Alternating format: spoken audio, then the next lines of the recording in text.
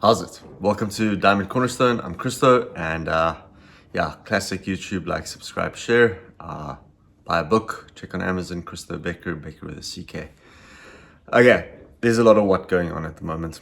My personal opinion is it's all symptomatic of how we think, not what we think, how we think.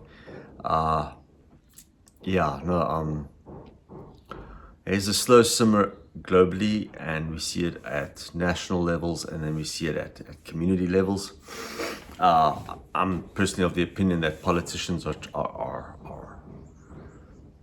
playing a game of division, whereas back at the ranch we're actually all humanity, and I believe the human spirit actually just wants a life, live life to the full, and a life in abundance. So why the politicians are doing what they're doing, I'm not too sure, but I will say what they're doing is also symptomatic of the collective and how we're all thinking. Now, our current thinking is linear, random, separate, competition, conflict.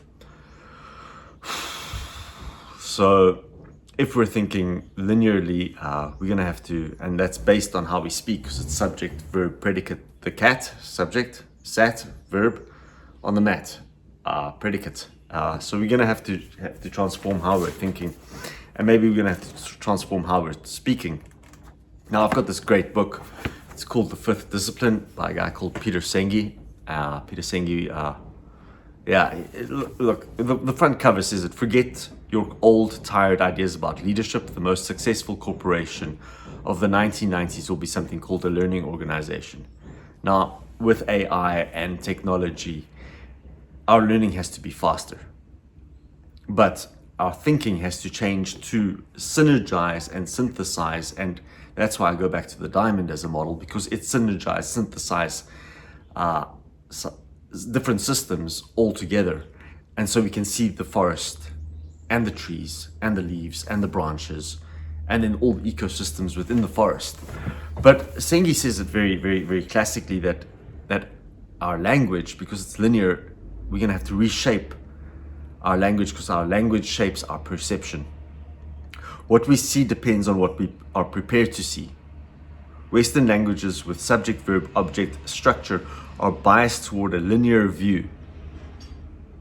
If we want to see system-wide interrelationships, we need a language of interrelationships, a language made of circles.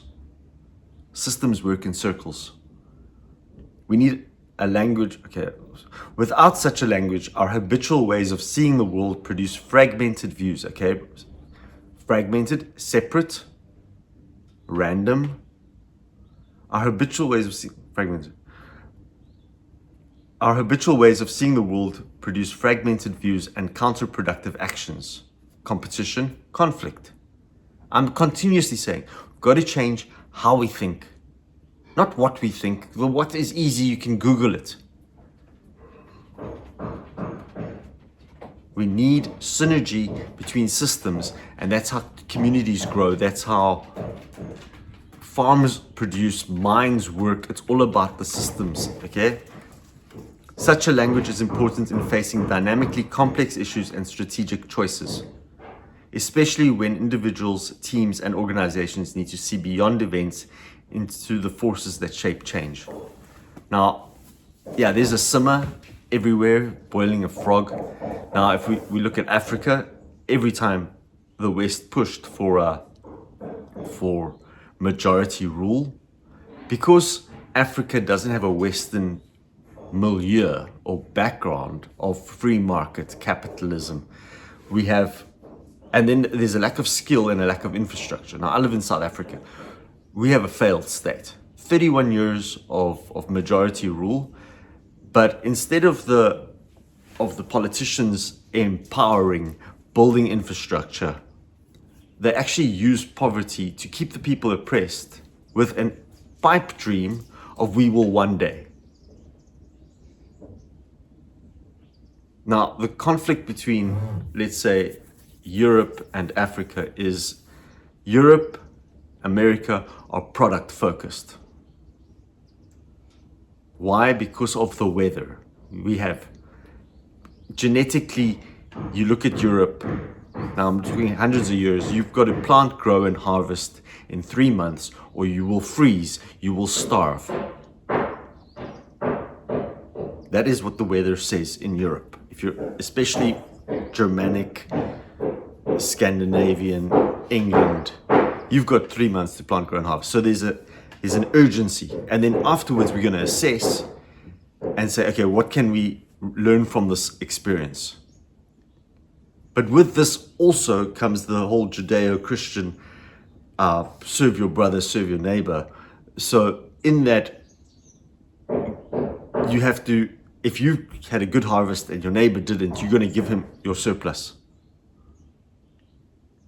And now Africa stands like this, asking for handouts, and the West being empathetic. They're almost suicidal empathy. What Trump did was say, okay, let's just cut the aid. Let's see what's happening in our house first. That's what happened with US aid's cut. Because back at the ranch, he realized there's something wrong here. They're running into debt, like $36 trillion of debt, but they're giving away. So therefore, we've got to figure out, they figured out they got to go back to their books and do an assessment of where's the ship leaking? Why are we going deeper and deeper in debt? Africa has a problem. They've got a lack of anticipation, the discipline of anticipation. Firstly, it's like they're unaware. The politicians of Africa are unaware of what it takes to build Western civilization. Now, you can say all jump up and down about how bad Western civilization is. I haven't seen an exodus out of Europe to the Middle East. I haven't seen an exodus out of Europe to China. I haven't seen an exodus of people out of Europe. So therefore, the West must have done something right. I've seen exoduses of Africa to South Africa. Malawians, Zimbabweans, Congolese, Angolans, they all come to South Africa because it is the Europe of Africa. Why? Because we had infrastructure. We had a seriously good economy. But now 31 years down the track, we've got to change how we think. And that is black, white, Indians, coloreds, everybody. And if we're all just focusing on cyclical, integrated, systematic cooperation, mutual service, thinking, we can get households cooperating, mutual service, communities cooperating, mutual service. We don't need the transnationals with regard to food security. Plant a tree, a fruit tree. 31 years of governance, of free and fair governance in South Africa, but they've never said to every single household, plant your fruit trees. You get citrus, which gives you fruit, oranges and lemons and grapefruit in winter, aka vitamin C, which boosts the immune system in winter. You have an apple tree for the summer. You have a pomegranate for autumn. Food security should never be an issue in Africa. Africa has great climate. It has great water. It has great rainfall. It doesn't drop to minus 40 like Canada. But they've never told the people, go plant your trees. The government will survive, will provide. And the government doesn't provide, the government gets its aid from the US. I reckon we should change how we think and become self-sufficient. South Africa is a great country. We have over 6,000 abandoned mines. Now, the basic maths states X number of people work on the mine. But between support services and families requiring schools and healthcare and wholesale and retail and construction for infrastructure, you literally, one mine can provide employment for about 100,000 people. Now 6,000 times 100,000, That's 6 with 3 plus 5, 8 noughts. A million has 6 noughts. So it's like 600,000 jobs. No, 600 million jobs. South Africa's population is only 66 million. I hope this maths is working right. But I'll put the picture on. Where am I missing the plot? We have abandoned mines in this country. In 31 years, you can empower all the people required on those mines with all the support services. And with export of rare earth minerals, gold, platinum, diamonds, this country shouldn't be in debt. Just off mining, just mining.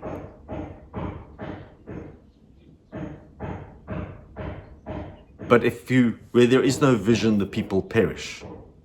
As a man thinks in his mind and in his heart, so is he. The diamond is a solution. It shows, it's modeled, it's codified how to think. The what can be anything. From the minerals, we can actually create industries that make microchips.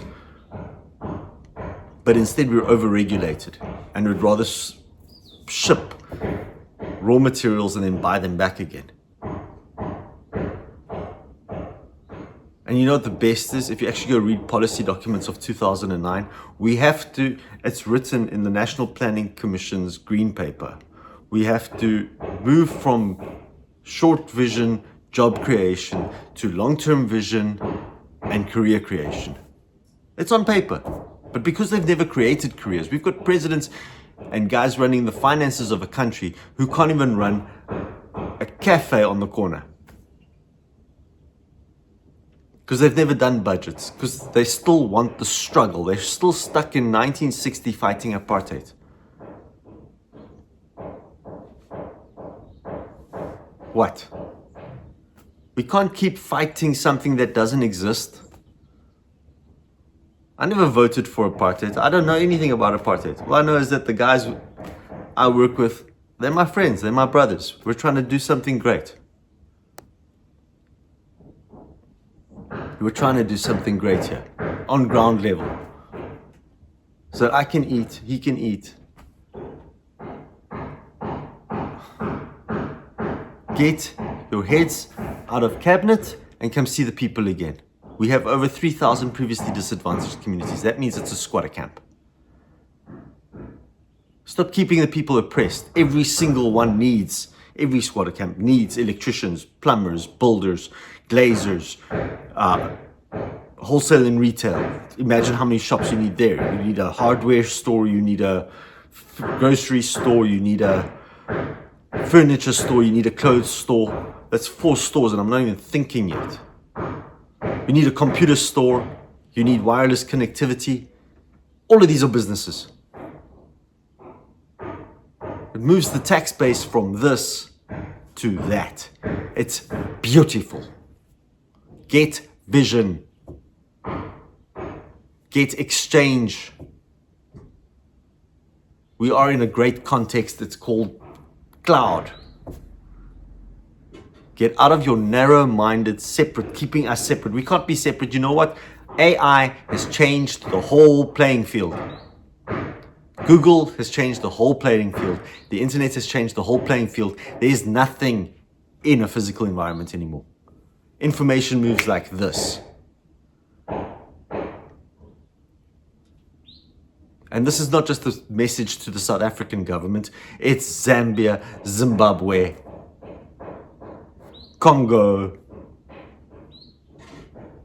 When they say revolution, the revolution is a revolution of get your guns and let's get plows in the ground.